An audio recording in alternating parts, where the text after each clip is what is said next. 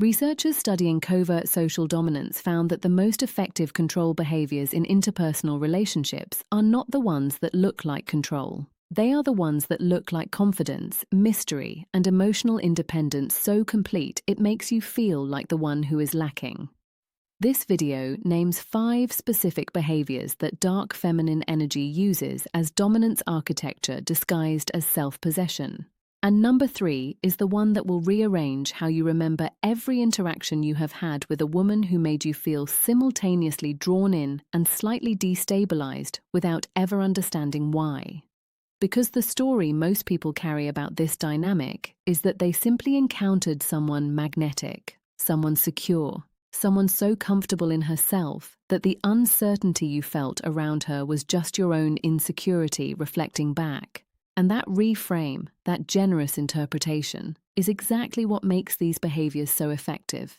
When control looks like confidence, the person being controlled becomes the one who feels like they need to do the work. You do not question the dynamic, you question yourself. That is not an accident. That is the design. Dr. Ramani Durvasula at California State University, Los Angeles, whose clinical research on narcissistic and covert dominance patterns in relationships spans over 15 years of published work, found that individuals using what she classifies as strategic emotional withholding reported significantly higher perceived relational power, and that 68% of their partners described feeling chronically uncertain about the relationship's stability while simultaneously describing their partner as deeply confident.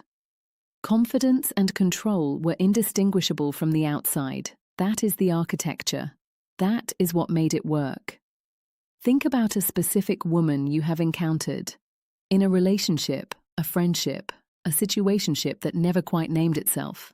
She never seemed to need you exactly. She was warm, but on a schedule you could not predict. She made you feel chosen when she gave you attention, and vaguely insufficient when she did not. And the work of trying to understand where you stood with her became consuming in a way that felt like connection, but functioned like preoccupation. You were not falling for her. You were being managed by her, and the management felt so much like chemistry that you could not tell the difference. Before we get into all 5, 2 of them will feel like personality traits you have always found attractive. That recognition is important. The most effective control behaviors are the ones that are genuinely appealing on the surface. Number 3 especially. The first behavior is called calculated scarcity. The dark feminine understands, consciously or not, that the dopamine system does not bond through consistent reward. It bonds through variable reward. What neuroscientists call intermittent reinforcement produces a significantly stronger attachment response than reliable warmth does, because the mesolimbic pathway generates more dopamine anticipation in pursuit of uncertain reward than in receipt of certain reward. In practical terms, this means that the woman who is sometimes warm, sometimes unavailable, sometimes deeply present, and sometimes coolly distant, is not expressing her authentic emotional range. She is managing a stimulus schedule. The availability contracts and expands not based on how she genuinely feels, but based on what keeps the other person most engaged. The validation layer here is important. The longing this produces in you is not weakness. It is your dopamine system doing exactly what it was built to do. You are not naive. You are neurologically responding to a pattern designed to produce exactly that response.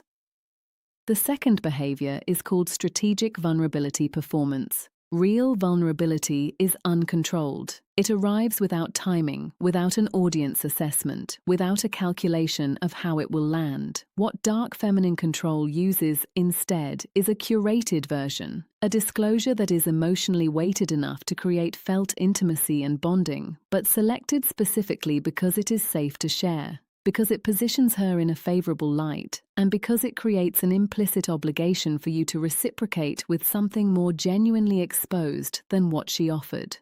The anterior insula, which processes felt intimacy and social trust, cannot distinguish between real vulnerability and performed vulnerability in the moment of receiving it.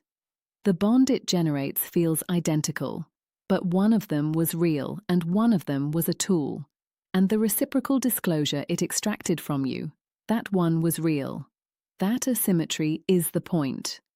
The third behavior, the one I flagged, is called emotional unreachability as status signal. Here is the mechanism that makes this one so effective. Human beings are socially wired to interpret emotional containment as emotional depth.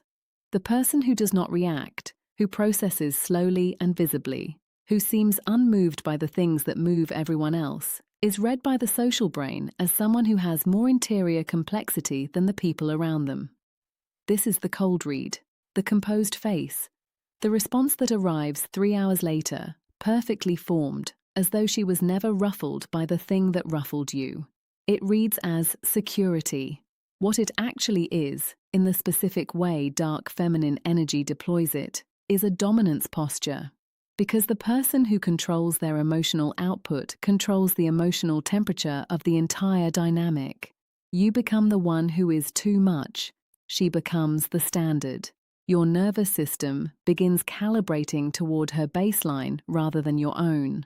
And without ever saying a single critical word, she has repositioned herself above you in the relational hierarchy. Let me stop here and say something directly. If you are watching this and recognizing a specific person in these descriptions, the recognition itself is the important moment. Not because she is a villain, not because the connection was not real, but because understanding that a behavior is strategic is the beginning of being able to respond to what is actually happening rather than to the presentation of it. The fourth behavior is called triangulation through indifference. Jealousy as a tool is obvious enough that most people can identify it when it is overt. The ex mentioned too often, the admirer referenced too casually. Dark feminine triangulation operates differently. It does not manufacture competition loudly. It creates it through an atmosphere of total self-sufficiency, a consistent signal that her life is full, her options are open, her contentment does not require your presence. The cortisol response this triggers is not jealousy in the traditional sense. It is a low-grade threat response that reads as, "Your position here is not secured," which produces the same behavioral result as overt jealousy, pursuit, increased investment, the compulsive need to become irreplaceable, without the obvious manipulation being nameable. You cannot say she made you jealous. She never mentioned anyone.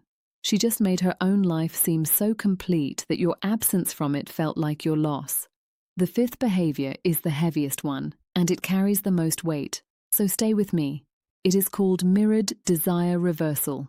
Dr. John Gottman at the University of Washington, whose observational research on relational power dynamics across over 40 years and thousands of couples produced some of the most predictive models of relationship outcomes in modern psychology, identified that the partner with the higher perceived need for the relationship consistently held the lower relational power, regardless of external factors like attractiveness, status, or emotional investment.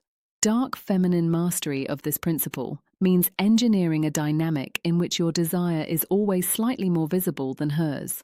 Not because she desires less, but because the concealment of desire is managed as a resource. She lets you feel wanted, but never lets you feel certain.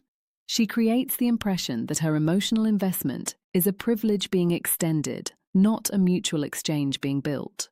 And that asymmetry, the feeling that you are always slightly more in this than she is, keeps the pursuit continuous, the investment escalating, and the power differential intact. The relief I want you to feel right now is this. If you have been in this dynamic and felt like something was wrong with you for wanting more than you were getting, the imbalance was constructed. It was not a reflection of your worth. It was a reflection of a very specific and very deliberate architecture. None of these behaviors require conscious malevolence to operate. Some of them were learned. Some of them were survival strategies that became personality. Some of them are deployed with full awareness, and some are so automatic they feel like authenticity. Understanding the behavior does not require a verdict about the person. What it does require is this: the ability to see the dynamic clearly enough to decide what you actually want to do inside it. That clarity is what you just gained, and it belongs to you now. There is one more layer that this video did not touch because it needs its own space. Understanding what these behaviors look like from the outside is one level of knowledge.